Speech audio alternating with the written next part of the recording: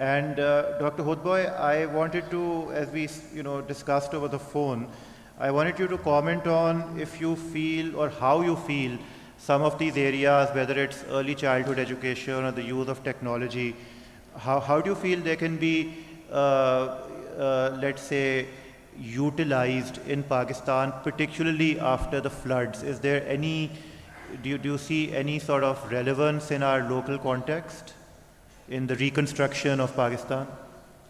Before I come to the floods, let me just quickly comment upon what Dr. Norbert said about technology. You know, there's some very exciting developments. I don't know how many people over here know about Salman Khan, I think. Salman Khan is, no, not the actor. He's the only one I know.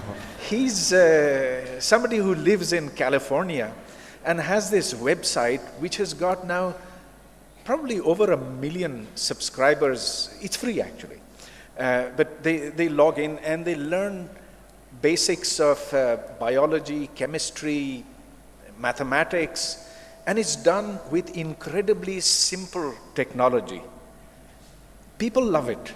And I think he got a very good break when Bill Gates recognized him and gave him a few $100,000 to pursue this mission.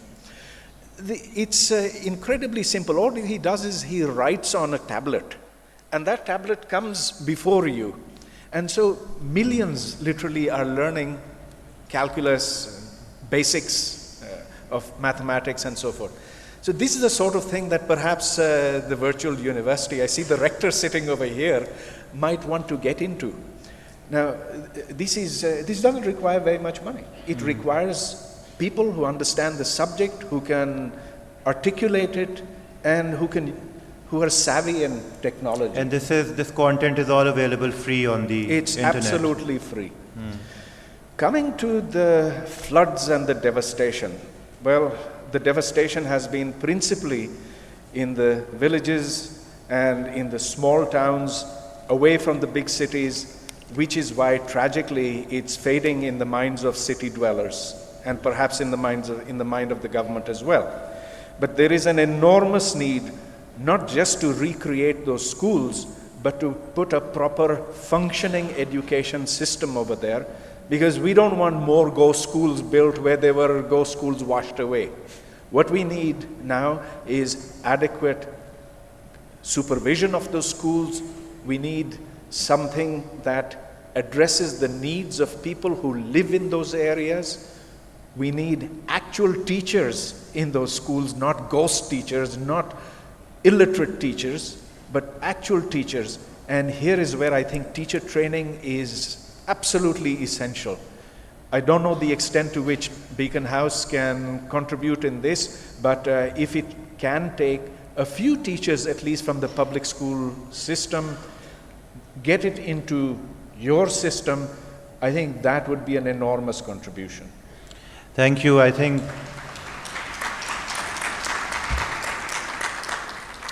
as Mrs. Kasuri mentioned in her speech, there are a number of areas in which we are trying to offer assistance, but I think that's an excellent suggestion. Unfortunately, we are now reaching the end of this session, but I can't do that without asking the audience if they have any questions for any of our distinguished panelists. I am Pervez, Saeeda, and I represent an online newspaper by the name of timesofpakistan.pk and one more online fashion magazine by the name of fashioncentral.pk. Fortunately or unfortunately, I'm the editor of both. So my interest, lies in education also. And as I can see, it complements, first of all, to this huge gathering of intellectuals and dignitaries, and I hope we can reach to a conclusion which is useful for Pakistan and for the students as a whole, My question, of course, is that I see some things missing here. Of course, I'm being a little critical, but I hope you'll take it in the lighter vein, and we can improve things as we go along. First of all, two stakeholders are missing.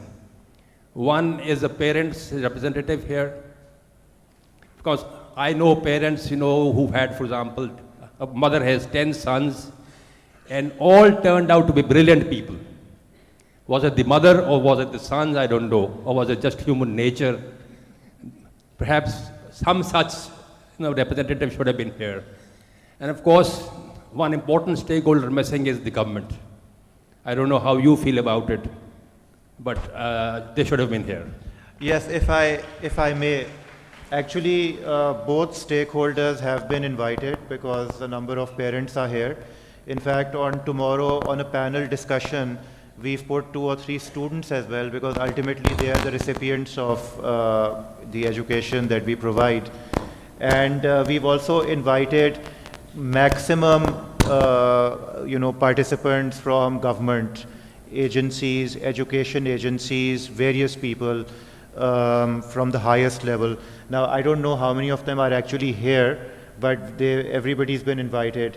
But thank you very much for your input. We had one question over there, where there's a gentleman with a mic over there. Assalamu alaikum. My name is Tariq Mansouri. First of all, I would like to agree with Ms. Dr. Hoodbhoy. This is an excellent idea of the Hippocratic Oath, and I hope that the Beaconhouse management would seriously look into this matter. My question is directed to Dr. Saeeda Shah. This matter of authoritarian attitude by the teachers because of the cultural background, do you think this is also because of the teaching has not been taken as an occupation in this country? It's not a profession that people deliberately join or train themselves to join. Most of the teachers are teachers because of being in the profession and not a professional teacher, so to say. So this, do you think, creates a problem of certain mindset where teachers are not really prepared to get trained to start with? And if you do train them, they expect to be given some advanced increments because they think it's perhaps to the benefit of the institution and not to themselves as such. So how do you propose to kind of change this mindset? And do you also agree that unless this mindset is changed, there would hardly be any likelihood of developing that kind of professional relationship between the students and the teacher that would help the learning process? Thank you. This is a challenging issue, and it is not just in Pakistan, but in many other parts of the world, about the status of the teacher.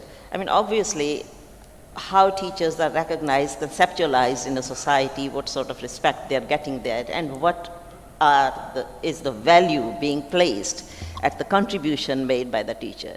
I agree that teachers are, not just in Pakistan, but in many other parts of the world also, undervalued. And for that, the reason is that we don't really recognize the contribution that a teacher can make to the development of a human being and a useful citizen. And I think perhaps being a Muslim and being very strong in my faith, perhaps I again go back to my religious philosophy, and I think that is the best thing that we get in our religion is the role of a human being as a teacher. And that is the role of the prophets in our religion. So leading, developing people, being teachers. And I know that it is not financially rewarding. It is not mostly in social status very rewarding being a teacher, unless you go very high up there and establish yourself at some really recognized level.